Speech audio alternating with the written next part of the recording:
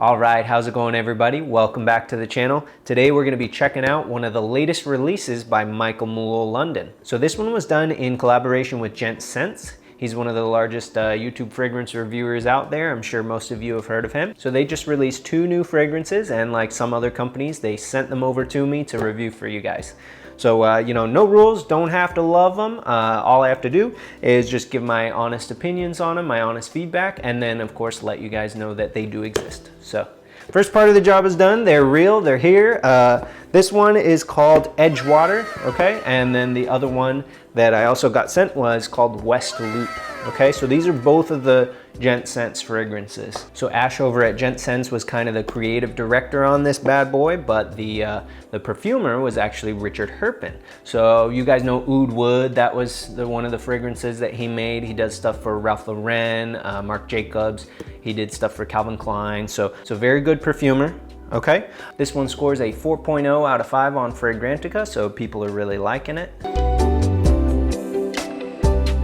So here's what the box is going to look like. It's got a nice matte finish on it. You guys know I own a couple of the other Malul fragrances. They always have a really nice presentation. This is a 100 ml eau de parfum.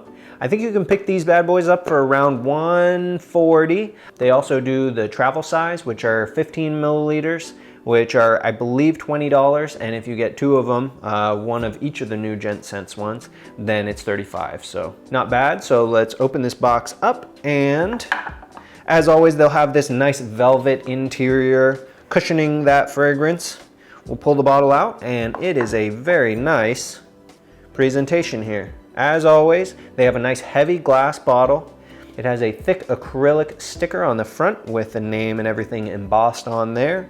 It actually has, if you look closely, it has the coordinates for Edgewater, which is a place in Chicago. It's kind of a neighborhood of Chicago, a nice upscale neighborhood, lots of shops and restaurants. It's right along the water, the beachfront. Lots of young professionals in there. So that's what those little numbers mean. That is literally the coordinates for Edgewater. And then of course, as always, it's gonna have a nice metallic heavy cap, okay? Atomizer is metal, and then underneath that collar is also metal. These are kind of like a coppery color, which is unique. So not bad. So let's check out how the atomizer works. We'll get a little demonstration here. And as always, look at that. That is a nice, here, let me show the camera again. That is a nice pressurized atomizer. Decent spray, it makes a nice cloud out of it. Very nice aromatic, a little bit of sweetness to it. It shows the notes on the back here. Let's pull these bad boys up. Okay, so top notes are apple, bergamot, black pepper, cardamom, cinnamon, grapefruit, and peppermint. A lot of top notes there, interesting. Middle notes are figolide, lavandin, sage, timur pepper, petitgrain, and saffron. Okay, and then in the base notes, we've got nice masculine base notes of tobacco, sandalwood, heliotrope, cedar, patchouli, vanilla, and tonka bean.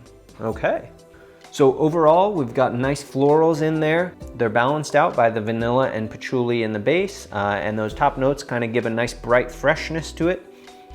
I'm not sure how much I get of the apple. If anything, it would be more like a red apple than a green apple. So it's not like a sour apple in the top notes. There's a little bit of fruitiness and black pepper. Yeah, there's a little bit of fruitiness that comes from that apple and bergamot combination. And it almost reminds me, and I looked this up to see on the Fragrantica, nobody else agrees with me, but for some reason, the top notes, just the top notes, they remind me of kind of a better version of Phantom by Paco Rabanne. Like, if they got, not to hate on Paco Rabanne, not to hate on Phantom, but if they got those top notes just perfect, I think this would be more like that.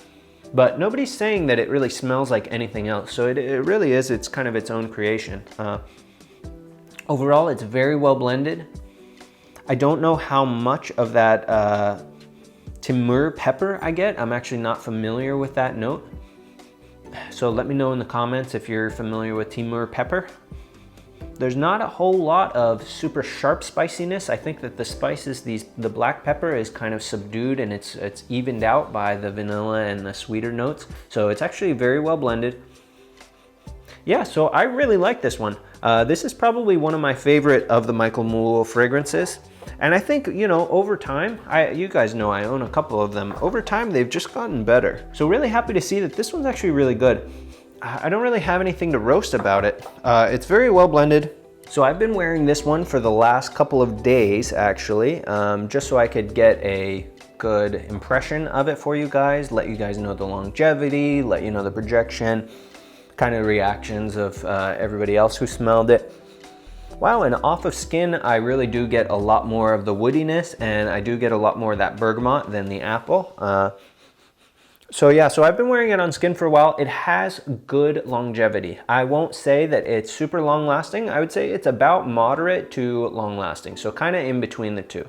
I think that the other one was a little bit more long lasting because it was a little bit more base heavy. These are a little more of those kind of aromatic, fresh top notes. But it actually does have really good, decent performance.